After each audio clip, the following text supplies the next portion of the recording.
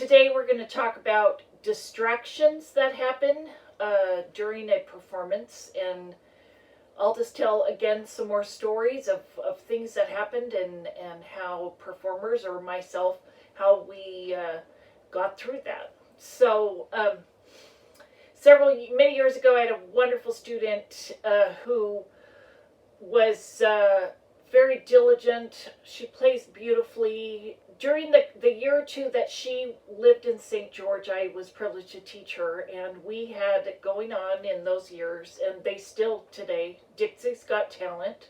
They have, preliminary auditions and semifinals and finals, and it's a really big deal, and they've done a great job with all of this. Anyway, she was in the finals, played beautifully.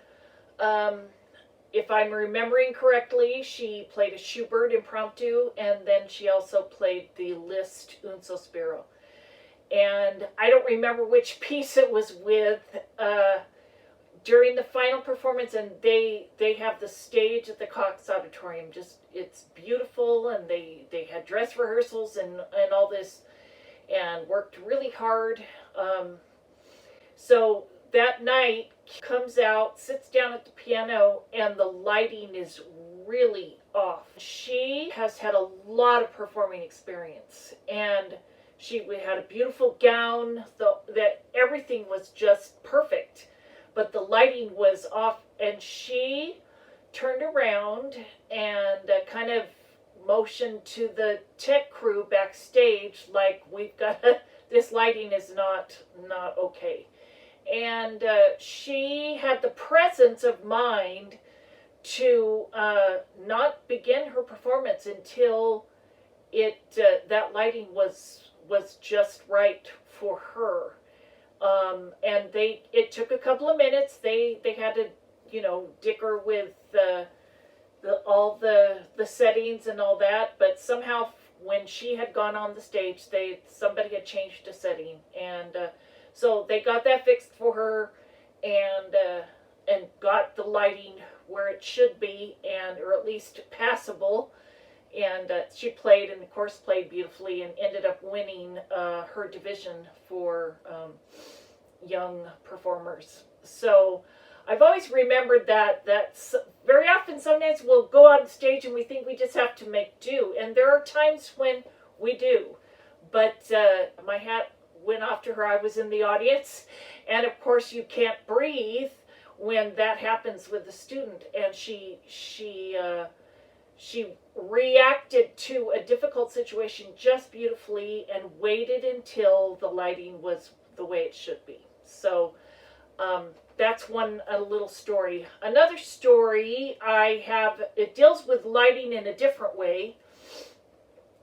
A friend of mine told me way back, and he's also a wonderful performer, that one time when he was performing, and he was doing a sonata, and when he got to the second movement in the performance, he happened to open his eyes, and it was a movement that he normally, and didn't realize that until the performance, but that it was a slow movement. He could go way into dreamland and create the mood and the atmosphere and the lyricism and voicing, and on the list goes, in this slow movement of a sonata.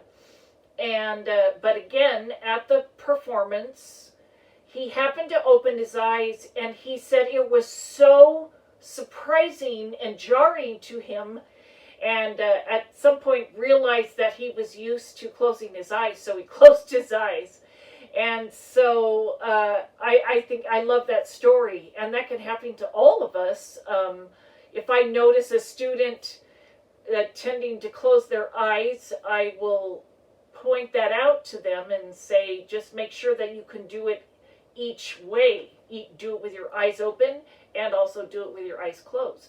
And the eyes closed technique is actually a really good way to check our reading. It's a good way to beef up sight reading. You could play a phrase and see if you can do it with your eyes closed, and then you're really in touch with your muscle memory.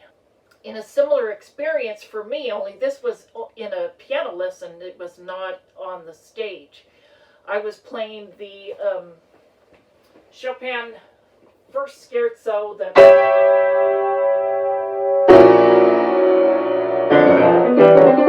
anyway, and I'm a little rusty, so I won't go there. But farther on the very first page, there's a spot that goes, and I'll slow it down.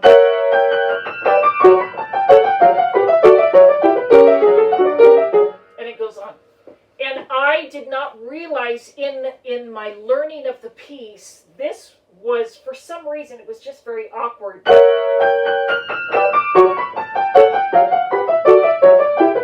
And so I was so intent in my practice and my repetitions and over, and hands alone and hands together, that I closed my eyes quite often while I was practicing it.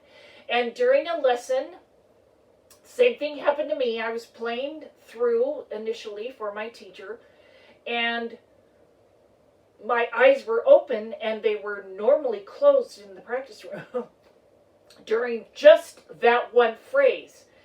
And I got all tangled up. And my teacher looked at me like, what's going on with you? And because it was uncharacteristic, because I had worked so hard on this and was working on the, the fluency and the virtuosity and the tempo and on and on.